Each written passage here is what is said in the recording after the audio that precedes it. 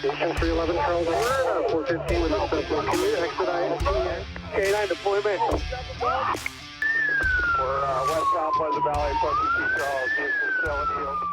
Hello and welcome to the Oxnard Police Podcast. I'm Paul Carganilla, the Community Affairs Manager for the Oxnard Police Department. Thank you so much for tuning in and learning more about our department, how we operate. We really appreciate your support and your interest in what we do. A couple episodes ago, we had the pleasure of speaking with and getting to know our homeless liaison unit and what they do. And today, I have the pleasure of introducing everyone tuning in to our family protection unit. As we are recording this, it is the middle of October of 2025, and October happens to be Domestic Violence Awareness Month. It's also Breast Cancer Awareness Month, and we're going to talk a little bit about the pink patches as well. But we really wanted to dive into our family protection unit and Domestic Violence Awareness Month. And so today, joining me, I have the pleasure of speaking with the family protection unit Sergeant Jose Diaz, or should I call you Joe? You can call me Joe. Doesn't matter. Okay, Joe. Absolutely. Joe Diaz, and one of the detectives, the domestic violence detectives, Detective Hayley Navarro. Thank you so much for joining us. Happy to be here. All right. Let's get to know you a little bit first. Sergeant Joe Diaz, what brought you to the police department and your role? Sure. So I am born here in Oxnard. My family still lives here in Oxnard. So naturally I gravitated back to Oxnard. Originally, I had aspirations of becoming a police officer from going to Ventura College. I had some really good instructors, really enjoyed the material. Went to university, and I got a touch of law school. So everyone kind of changes what they want to do when they go to school. So I was like, I want to be an attorney now. I went that route, and I actually got accepted to a law school in Australia because I wanted to travel. And it was a little bit different than what I expected. I actually picked up a book about criminal profiling, and I was thinking, now I want to be a criminal profiler, but in order to be a criminal profiler, you need some type of experience, right? So I gravitated back to want to be a police officer to get that experience. I started here in 2010, so I'm coming up on my 15-year mark, which I'm super excited about. And worked my way up. I was in traffic for quite some time. Got a good opportunity to diversify myself with investigations, learn a little bit, work with a new team. And I'm very happy to be the sergeant in our family protection unit now. Let me ask you about criminal profiling. That's really interesting. So is that looking at a crime and then trying to figure out what type of person would commit that? Yes. So one of the main approaches that criminal profilers use, a lot of it's adapted from the FBI, and they have what's called case linkage. So they would look at different type of evidence on scene to see if it matches another crime scene. There's different types of evidence, different weights that they would use, but basically they would say, okay, well, we think that these two scenes are linked together, and based off the behavior at those scenes, we establish this type of demographic on the offender. Wow, that's fascinating. So you kind of gravitate toward investigative stuff from the get-go.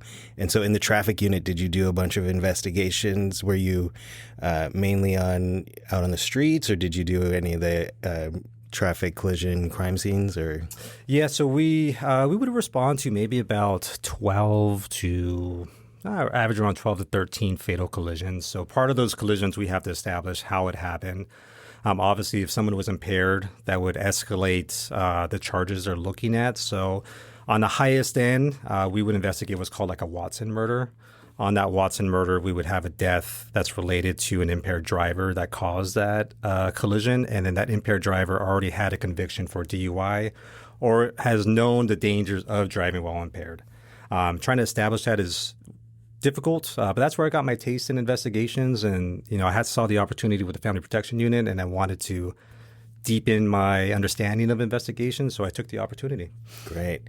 We'll dive into the Family Protection Unit in just a moment. But first, let's say hello to Detective Hayley Navarro and learn about you and your journey to the department and to the role that you're in now. So I have a pretty different journey. I grew up in a really small town, so I'm from Big Bear. I'm not from here. My only experience with Oxnard actually was when I came out here for school. So I came out here to Cal State Channel Islands, and I was studying psychology, and my main goal was to go into the FBI, starting within the military and then going into the FBI. And I didn't know what I wanted to do there, but that's the path I thought I wanted to take. My dad was retired law enforcement, so when I was at school, in college, I had no money and I needed a job. And Cal State Channel Islands Police Department was hiring student workers. And I was like, well, my dad was a cop. I've been around cops. I feel comfortable in that environment. And so I applied there and I started working there and I just loved it. I loved working with the law enforcement officers. I actually was on campus when they had major fires and I got to help get students off of campus. And at that incident, even my dad had talked to my mom and was like, yep, she's going to go down this route. That's what's going to happen. And it probably was the catalyst that changed it for me. So once I graduated, I think I graduated in May. I was in the academy as of October of that same year. So it was really fast-tracked me. And I thought that I wanted to be in law enforcement, but then before I could even blink, I was in the academy and I was like, all right, this is the route I'm headed down. And I've loved it ever since. Wow. The reason I ended up in Oxnard is because they selected me and put me through the process faster, and I'm so glad they do. I feel like it was such a blessing that that's how my path went. I've been in patrol for most of my career, and then I got the opportunity to come up and be a temporary position in the Family Protection Unit, and I just loved it. I felt like this was the group of most vulnerable victims. These are women, children, elderly, and I just took it all in and stayed there. Once the position opened, I applied. I got to get selected, which was a blessing for me as well. And I've been there now for 4 years. Wow. That's always, it's always fun to hear, we talk about humanizing the badge and showing the heart behind the badge and hearing everyone's different journeys and different paths to what they're doing now. It's always fascinating to me. I'm always just so interested in the stories behind, the people that are working for this agency. Thank you for sharing. And let's dive into the Family Protection Unit, what it is. What does it cover? What is FPU? Sure. So our Family Protection Unit here at Oxnard PD, we are primarily composed of 5 detectives. So Hayley being one of them, one of my best detectives. She's actually super smart, so I'm happy to do this with her. So we have 5 detectives, and we investigate a wide range of crimes. Specifically, though, they have to deal with domestic violence, sexual assault, elder abuse, child abuse. And we also do the internet crimes against children, which is a little caveat. So that's actually pretty important in today's age because of everything that kids are dealing with, the amount of online activity, and just a lot of the harm that comes from it if it's not monitored. We also have 2 non-sworn specialists. So they deal with missing persons, and they also do with the 290 registrants. So if we have a 290 that comes out, let's say they just get released, they have a responsibility to register at their local agency. We handle those registrations, and we just keep track to make sure that they're abiding by all laws. For the casual listener, what is a 290? So someone that's convicted of some type of sexual assault. There's different tiers, and different elements will dictate whether or not they have to register.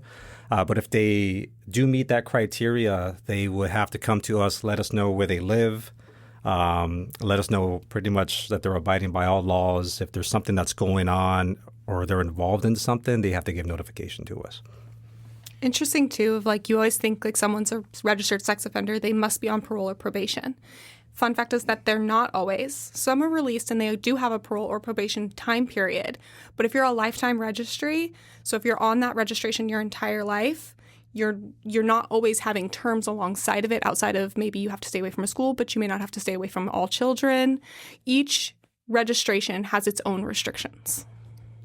What is that website that people can find out if people are living around them that are registered? Megan's Law. Megan's Law, yeah. Mm-hmm. So you could go onto that website and you could just Google it. And if they meet the criteria to be posted on Megan's Law, they'll be found there. But not every 290 is posted on Megan's Law. Gotcha. Let's jump back to, you mentioned that the Family Protection Unit covers elder abuse, child abuse, domestic violence, and you mentioned you have 5 detectives. Is there one assigned to each one of those categories?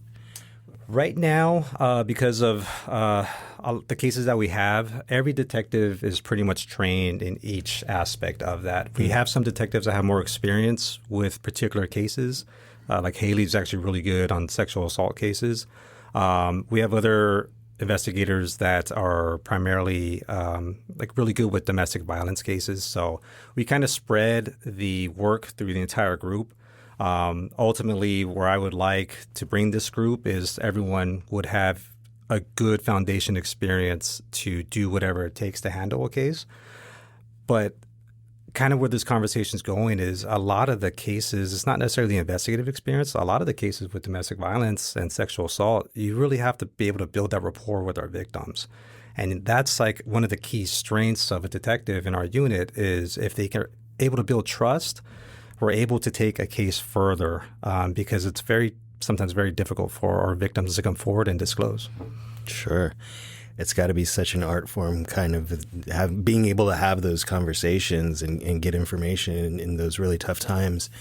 How are the detectives selected as they're moving up the ranks or furthering their career from patrol? How do they wind up in the Family Protection Unit? Well, that's actually a good question because this unit is very special, and it's special because of what types of investigations we're doing. And just like Hayley said, our victims are vulnerable victims. Some of the material that our detectives see could be pretty graphic. And I personally, I'll give a lot of credit to my detectives because when I grew up in our department, I don't think I would have been able to handle a lot of the things that my detectives see. A lot of the interviews with the victims, especially with dealing with young kids, at the time, I don't think I would be able to handle emotionally what that is. Our detectives are pretty much very strong in that aspect. I use Hayley right here. I've seen her interviews. She does a great job with children. Me, I think I would internalize a little bit too much, but what we look for a detective in our Family Protection Unit first is someone who's going to be able to make that connection with our victims. Just like any other detective unit here, it's a lateral assignment, so you have to have 2 years experience as a police officer out on the streets doing patrol. And more importantly, you have to show that you're going to put in the work. We have a very busy unit, and I know we can sit here and we can say we know how busy it is, but trying to explain it does take a toll on other things you got going, whether or not it's family or if you just want to do like something else. It's very time consuming. So we have applicants to our unit who are very motivated. They understand what they're getting into. But more importantly, we just want to make sure like, hey, this is going to be connecting with the victims is going to be like the biggest strength that you have. Being a police officer, you see a lot of things. There's a lot of experiences you have that normal civilians, or I don't want to say normal, but people who are not police officers don't have, and you see things that they don't see. It's got to take a special kind of person. You kind of mentioned like finding the right detective. But you also have to have the ability to compartmentalize that. And I'm sure most of the detectives have their families of their own, children of their own. So how do you find the right people to fill those roles that are able to kind of work those really tough cases? A lot of it comes just from like Hayley. When someone comes up to one of my detectives, they kind of ask like, what is it like? What am I doing here? Give me some work. Like, it doesn't really click in until you start putting faces to the crime, right? Yeah, like, I don't think I don't think so. I think people want to come up into that unit and they're passionate about the cases, but you never know if you're going to be able to handle what you see and what you hear until you're sitting in the seat and you're running the case. And once you're investigating it and once you're now invested, that's going to be the telltale sign of like, is this for you? And there's no shame if it's not. If you end up in that seat and you're doing the work and then you're like, you know what, I'm taking this home, I'm getting secondary trauma, it's too much, then you come to one of us as a detective, we'll back you and support you, or the sergeant, corporals, and you let them know. And then you take a step back from it. And if they're, like I said, there's no shame in that. That's fine. Yeah, and that's primarily my role. Like, I don't see the stuff that Hayley sees. She's getting into the knee-deep, gritty stuff. I just basically overwatch, and if a detective needs the support, like, hey, it's my job to make sure, like, hey, am I giving enough resources to my detective? Or if I see something going on, then I make that decision, hey, I'm going to pull you back and I'm going to put someone else in. Because Hayley's right. You can get a lot of trauma coming from it. Even though it's not trauma to you, you're hearing about it and you're feeling it. Sometimes it's hard to maintain that strength as an investigator when you're dealing with, especially a child, right? And you hear the stuff that the child's gone through. So it could be very difficult for them. You mentioned it's a lateral assignment. How long is a general? How long are detectives generally assigned to that unit? So, like any other lateral assignment, it's 3 years. 3 years kind of like the minimum. And if you choose to do another year, you have an option up to 5 years. So I know one of the big things right now is officer wellness, and that's something that we take in consideration. We have to look at, hey, I know the detective really wants to stay in the unit, but what would be the best for the detective? Because sometimes it becomes the common. When your common theme is the trauma that comes with the interviews, then you may not realize it. Like, hey, let's take a break. Let's let you reestablish yourself. And then if you want to come back in, you could come back in. We have a detective right now who has a number of years of experience, and he took a break. He understood, hey, I have all this specialist information, all this knowledge, and he loves working with some of the victims, and he just wanted to give back to the victims. So he interviewed and he got it again, but that was his individual choice. Mm-hmm. We obviously, here at the police department, we have a very specific focus, and it's not generally helping victims heal. We talked to the homeless liaison unit that works very closely with the county in helping get resources. Do you also work pretty closely with the county as far as the resources go? We do. So we actually work really closely with the Family Justice Center. That is our link for most resources for victims. They have excellent resources for victims of both domestic violence, sexual assault, and crimes in general. They'll help you as long as you're a victim of a crime. But they'll help link victims up with the restraining order process. They'll sit down. They'll help them fill out all the paperwork.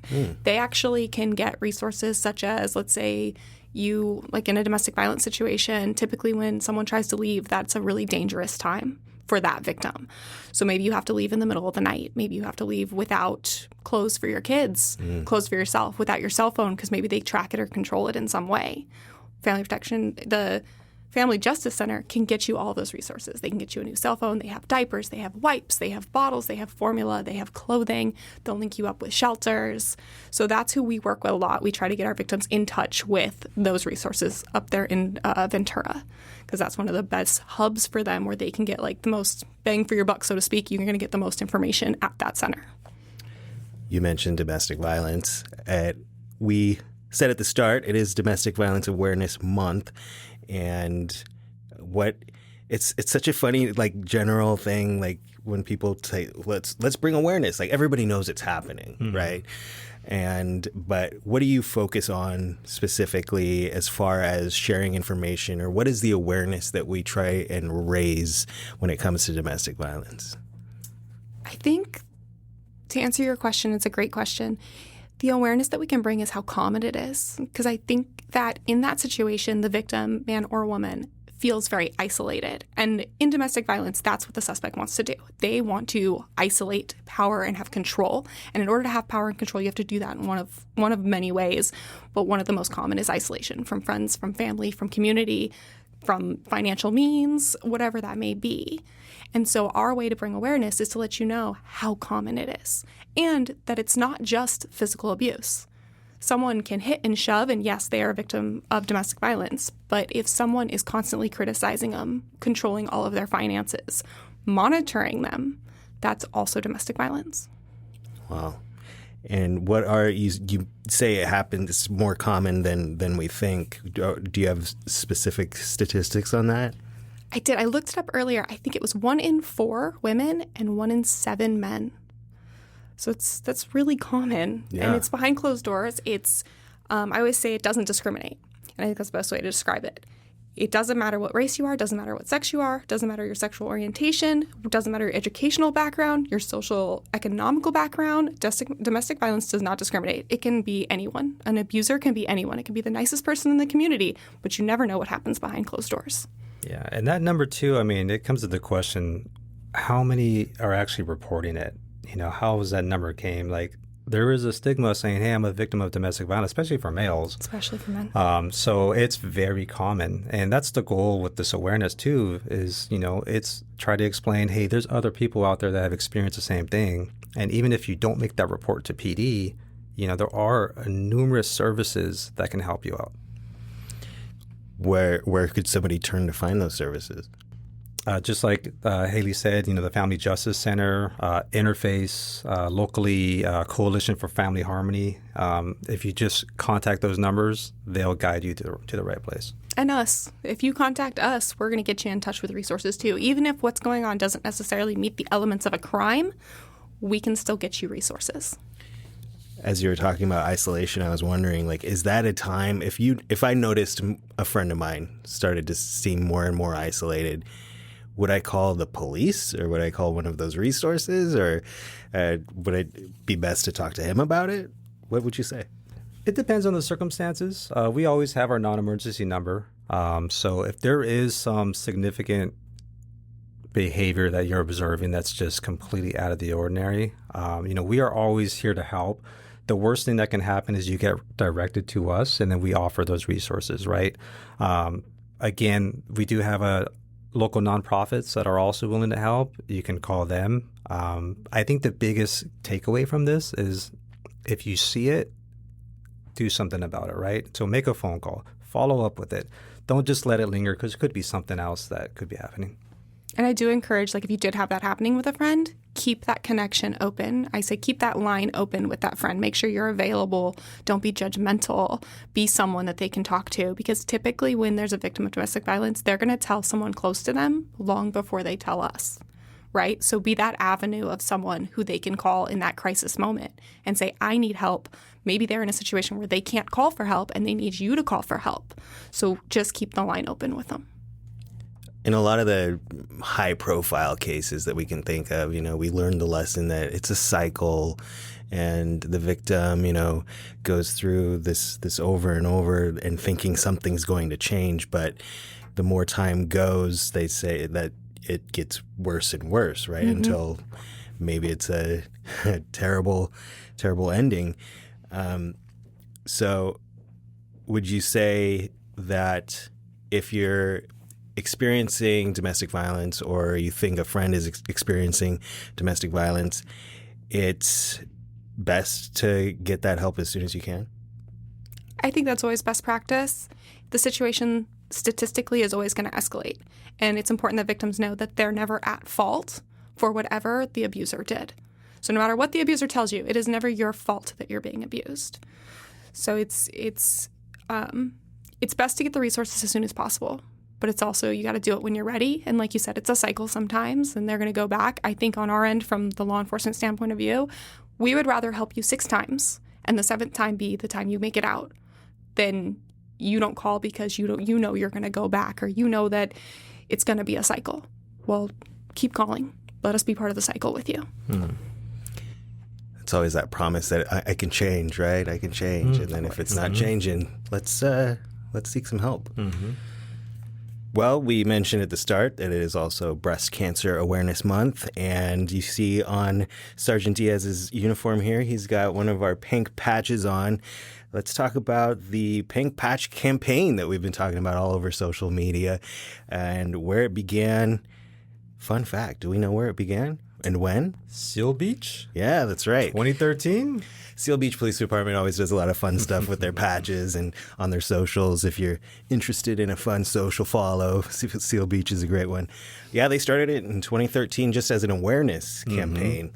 They had all of their officers wear these pink patches, and it inspired neighboring agencies to say, hey, we want to do that, but let's also make it a fundraiser and not just raise awareness, but raise some money for local organizations. And that's when it really started taking off. It landed here in Oxnard in 2018 was our first Pink Patch campaign.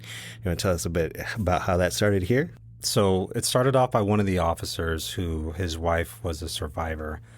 And he obviously had a lot of investment in it. Obviously a great cause. And looking at the application here to the department, I mean, even with today's date, like we have a lot of officers who in one way or another have been affected by it. So that movement started. The sergeant carried it on for a couple of years as long as he was here. And it actually got adopted from another officer who had her own personal story with it.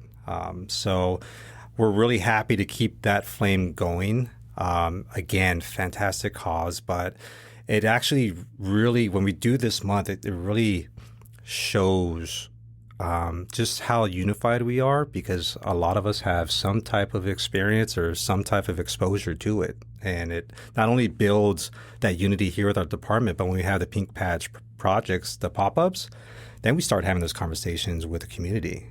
And those are great conversations to have. Obviously for raising funds, for awareness, for trying to get, those patients who have been diagnosed some information, but more importantly, getting them some hope.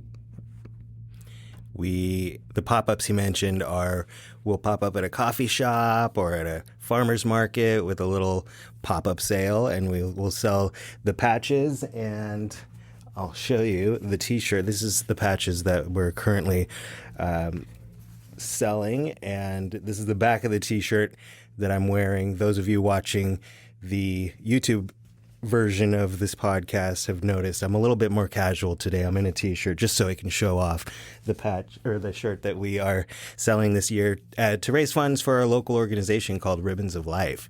Can you tell us about that? Yeah, so Ribbons of Life is a local organization. I had the pleasure of meeting them about a month ago. And so one of the benefits with raising funds to them is obviously we keep it local. So they do a lot of prevention as far as getting that information out, getting the exams done. And if someone is diagnosed, they'll reach out and they'll offer, they have like a Saturday breakfast that they do every Saturday. But basically they all get together, survivors, people impacted by it, and they support one another. And it's great to have that support, especially locally here, knowing that, like if I had someone that had been diagnosed, I can only offer up so much information, so much support. When you have someone else that went through exactly what, you're looking at, I think that is exponential. What a great way to kind of go into that. At least they can offer a little bit more answers. Yeah, you don't feel so alone. Exactly. This is the 8th year in a row that we've been raising funds for local organizations, and as of today, we've raised over $90,000 for the cause, which is fantastic. And we actually had a pop-up just this morning at one of the Starbucks, and I was able to pull the president of Ribbons of Life aside and have her kind of explain what the organization does. And let's take a listen to her. Hello, my name is Sylvia Rosalik, and I'm president of Ribbons of Life Breast Cancer Foundation.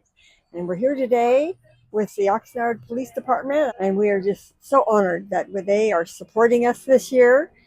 And with their funds and their generosity, their warm, big hearts, we're able to continue with our programs to support women and their families going through breast cancer.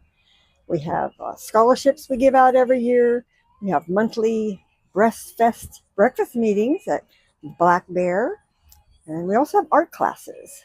And women just find support and love and information that they need along their journey. We just thank you so much for your interest. And if anybody needs more information, where can they look? We are on Facebook, Ribbons of Life, Breast Cancer Foundation, and just Google breast cancer support and we come up. We're here for all of Ventura County. Now, again, we are doing these pop-ups throughout the month. If you want to find us, you can look on our social media. We're posting where we're going to be and when all over that.